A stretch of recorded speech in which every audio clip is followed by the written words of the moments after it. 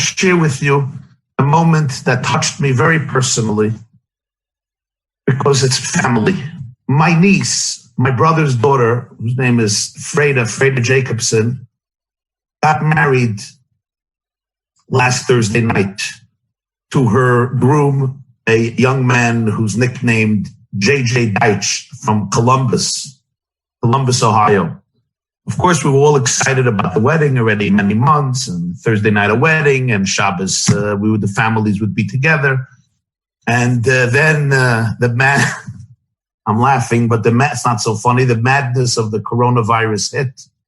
And I, like most of my family members, had to remain quarantined. In my case, it wasn't only because of it's the right thing to do now, but also because I went to a previous wedding the week before where I was dancing with somebody who tested positive, and in my shul somebody was tested positive. So I had to remain quarantined. It would literally be irresponsible for me, my wife, and my children to go to the wedding. And from a wedding that was planning to have hundreds and hundreds and hundreds of people, two very well-known families and beloved families, my brother's family and and his mechutan's, the groom's family. It turned into a wedding where basically I spoke to my brother a few days before. He said, we're going to have 10 people at the wedding. And it was difficult emotionally. It was difficult for the bride and for the groom and for the families. It was sad for all of us. My own mother, the grandmother of the bride, my own mother, may she be well, was not allowed to go to her granddaughter's wedding a few blocks away because of the dangers of the coronavirus. May God protect all of us. The grandparents of the groom could not come to the wedding. So you can understand the emotions. One of my nephews and nieces had a brilliant idea that after the chuppah, which was a very, very little chuppah outdoors, just a few people, after the chuppah, they would rent a limousine, and the groom and the bride in this limousine would drive around the entire neighborhood, the Crown Heights section of Brooklyn, where the chuppah took place. And my brother, the father of the bride, had another idea. Why don't we bring the truck that usually leads the ceremonies of bringing in a new Sefer Torah, a new Torah scroll into synagogues? So the whole community comes out, and they usually have a truck with loudspeakers and music as Jews dance in the streets to go to the new synagogue with a new Torah scroll. This is the custom in many Jewish communities around the world. And so shortly after the chuppah, around 7 o'clock in the evening, my niece and her new husband got into this wonderful red limousine, and a music truck was in front of them or behind them, and it started to blast lively Jewish happy music. And as my brother wrote, he said, you couldn't come to our wedding. We decided to bring the wedding to you. And what unfolded was one of the most moving, spectacular scenes of affection, unity, that I have ever seen. Now, I live in Monsey, but I just got the clips as they were happening, so I saw it. Literally, thousands and thousands of people came out of their house the first time in a week or 2 weeks, on rooftops, on porches, on gardens, and danced. Families danced as the groom and the bride were in the street, of course, with the proper social distancing. They came by my mother's house so the grandmother can dance. And it was literally such a powerful moment where you saw the inner values that have sustained the Jewish people. Our unity, the sense of family, the sense of community, which we often take grateful in good times, but now really came in a very powerful way to the fore. There's another moment I want to share with you. Last Thursday in the afternoon, I had a session with children. On the yeshiva.net, we had hundreds of children asking questions about the coronavirus. And one of the children, so the questions were fascinating and moving, fascinating. One of the children asked a question. The question was, he said, Rabbi Akiva continued to teach Torah publicly, even when the Romans told him he's not allowed to, and really at the price of death. He was killed for it. So he said, so why don't we keep all of our yeshivas open and keep teaching Torah in public, in community-wise, even with the threat of a corona that can kill people? I explained to him the answer. What I thought the answer was, number one, the Torah tells us when to sacrifice our lives and when to not. And when there's a medical emergency, you're not allowed to.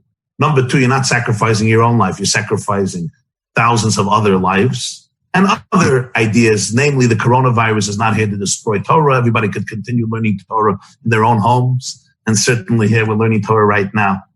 But the fact that a child asked this question was extremely, extremely moving and very powerful for me. And I want to tell you, I was listening to the questions of the children. They all texted in their questions. And I want to tell you something, what I learned from this. Don't dumb down your messages to your children. Their questions today are extraordinarily profound. 5-year-olds, 6-year-olds, 9-year-olds, very powerful, deep questions. We have to really upgrade our communication with our children to a much deeper level. You must speak to your children honestly today, of course, with the sensitivity, age appropriate, but with complete honesty.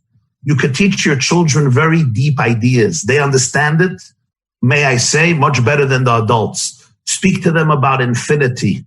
Speak to them about ultimate truth. Speak to them about the consciousness of oneness. Speak to them about real stuff. They need a Judaism that is not dumbed down in any way. In fact, our Judaism needs to be upgraded so that we should be able to hold up and hold on to our youths. Dumbing down messages is it's in poor taste today because we don't reach their souls. The souls of our youth today are very, very deep and extremely, extremely honest. Which brings me to another point, and that is, it was a very surreal Shabbos for many of us, probably for all of us. Not only Shabbos, the last few days. And as I said in a message that I sent out right before Shabbos, some of you saw it, that maybe in hundreds of years, maybe more, there was not a situation that in the whole world, or at least almost in the whole world, Jews who usually go to shul every Shabbos simply could not. Even in very difficult times, there were other countries where Jews could go to shul on Shabbos, but not this Shabbos. Some people asked why, what is the meaning of this? And I thought just one perspective that I think may be encouraging during these days as we're all quarantined in our homes, nuclear families, spouses with children. And that is that there comes a time in history where God tells the Jewish people, I'm going to empower you to transform each of your homes into little sanctuaries. The Talmud in Megillah calls every shul a mikdash ma'at, a miniature Beit HaMikdash, a miniature holy temple. When you see, there's 3 stages in Jewish history. Stage number 1 is God said, I want to dwell in the sanctuary. V'asu li mikdash v'shachanti b'socham. I want to dwell in the sanctuary, and it's the topic of the portions of these weeks. Vayakal, Pkudei, Vayikra, the previous weeks. Then it went over to the temple in Jerusalem, the Temple Mount, the Beit HaMikdash. For hundreds of years, more than 800 years, that's where the divine presence epicenter was. But then it was all destroyed. And then it was transported from the temple, from the sanctuary, from the holy temple into synagogues. Synagogues sprung up in every community, in every city, in every country, sometimes on one block, many synagogues, like where I live. Synagogues everywhere. And that became the little Beit HaMikdash, the little holy temple where God dwelled.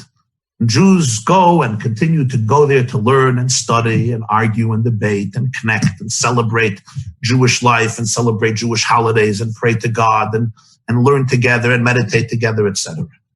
But then there comes a 3rd stage in Jewish history where God says, now I want you to turn your own homes into holy temples. I want each one of your homes to become a synagogue. I want each one of your homes to become an oasis for deep awareness, for deep love, for deep connection, for deep spirituality. I want each one of your homes to become places where the divine presence dwells. And in this, we go back to the beginning of Jewish history. One of the greatest Italian commentators, Rabbi Ovadia Sefarno, lived in Italy in the 16th, 15th, 16th century. And he wrote that before the Jews created the golden calf, the place where the holy temple was supposed to be was in the Jewish home. After the Jews created the golden calf, They were not worthy of that level of electrical holiness. So God said, we're going to make a sanctuary. That will become the epicenter of holiness. At the end of Jewish history, we go back to the beginning. We are now empowered and summoned to turn each of our homes into the most beautiful, beautiful places. Seize this opportunity to turn that home into a special paradise. Yes, I know the screaming. I know we're all in the same boat. The pressure and the arguments and this. Nonetheless, make space for that, but make also space for the fact that this is an opportunity to connect like never before. The night before Exodus, Moses told the Jewish people, you must be quarantined. Do not go out of your home until the morning. Friends, if you do go out of your home, you know what Moses said? There's blood on the door. There is blood on the door, an eerie reminder of what's happening today. If I do go out of my home, I must say that the door that opened up and allowed me to go out may have blood on it, heaven forbid. You have to stay home. You have to be quarantined. Is that a blessing or a curse? Depends what happens inside the closed doors of your home. If what happens is simply I allow my temper to come out, my anger, business as usual, all my lower angels, my depraved personality to emerge, I allow my Yetzer Hara to take over, it could be a curse. Husbands screaming at wives, wives screaming at husbands, children fighting with each other. And that's basically all there is, and cursing the day that this quarantine happened. That's one way. But Moses says, I'll tell you another way. Sit down around the table and eat matzah. Sit down around the table and sing songs. Sit down around the table. Speak to your children. Listen to your children. Connect. Have fun. Sing. Dance. Celebrate. Argue also. Work things out. Let's face it, all of our families, or most of them, I shouldn't say all of them, the only families I know that are perfect are the families I don't know well. Many of our families have dysfunctional components. There's some skeletons never worked out, some demons, some ghosts. In each of us, this is a time, it's all going to come out, but we have a chance to deal with it, not to get rid of every problem, to understand it, to respect the fact that it's there, but not to allow it to guide us, to allow a deeper voice to emerge, a voice of acceptance, a voice of gratefulness, a voice of love, and a voice of unity. Very, very important now, guys. Inside that house, make your home the Beis HaMikdash, the place where the divine presence dwells. And you know how the divine presence dwells in your home? It's in the space we create for each other, in the love we create for each other, in the growth that we do together as a family. We can't run away anywhere anymore. This is where the action is happening. My dearest friends, I want to tell you a little anecdote. It's a lovely anecdote and very apropos today. And that is, there was once, they say, an opera singer who got up and he did a rendition of Psalm chapter 23. The Lord is my shepherd, I shall not want. Mizmor LeDavid Adonai Roi Loi Echsar. And it was a beautiful rendition. And people gave him a standing ovation. And when he finished, an Alte Yidel, an old Jew, stands up and says, do I have permission to do my rendition of Psalm 23? The Lord is my shepherd. And the opera singer says, sure. Problem is, this Jew couldn't carry a tune to save his life, nor could he pronounce the words correctly. But his heart was in the words. And it was so emotional, people started to cry. When he finished, the opera singer looked at him and said, I don't understand you. I did an impeccable rendition, flawless. Nobody shed a tear. They gave me a standing ovation. You violated every law of grammar, and your musical skills we won't even talk about. And yet, you had everyone in tears. How? How did that happen? My psalm was superior to yours, but nobody cried. The old man looks at the opera singer and he says, my dearest friend, you may know the psalm, but I know the shepherd. And I find this message to be very empowering during these days. There is fear, there is panic, there is hysteria, there is loneliness. God caught everybody off guard with what? With a little invisible creature. The particles of this virus are 125 nanometers. If I were the size of the coronavirus, me and 3.6 million other people could stand together on the eraser of a pencil. That's how small this virus is. And with this little tiny invisible creature, the whole world, literally the whole world, went crazy. And people are going crazy. Some people are very, very disoriented. And I want to share with you one of the most powerful teachings of Judaism, which King David speaks in this psalm about. And that is, remember, there is your role in life. God gives each of us free choice in life to be able to make this world a place of goodness, kindness, and godliness. For this, we have the blueprint of Torah and mitzvahs, which enhance the world and bring godly energy into our lives and into our environment. That's my role. I'm an ambassador for love, light, hope, and healing every moment of the day and every moment of the night. Everything else, leave to the shepherd. God completely orchestrates and runs this world and everybody's life individually. When you could really tell yourself, God is my shepherd, he's taking care of me, then even your body can relax and all parts of you could say, Lo echser, I'm not missing anything. And so, my dearest friends, at such a fateful moment, at such a powerful moment, there may be other voices in your life. It's like a backseat driver. Tell you, take a red, go here, go there, get scared, panic, get angry, lose yourself. Those voices are normal. We all have backseat drivers. But make sure you don't give him the steering wheel. You hold on to the steering wheel. And that steering wheel must be the steering wheel that tells you, God is here. God is with me at every single moment. God loves me unconditionally. And I'm always, always in his hands. I don't know what the future will bring, but God knows what the future will bring. And God cares for me and each of my children more than a parent cares for their child. So my dearest friends, my love and blessings to all of you and to our world.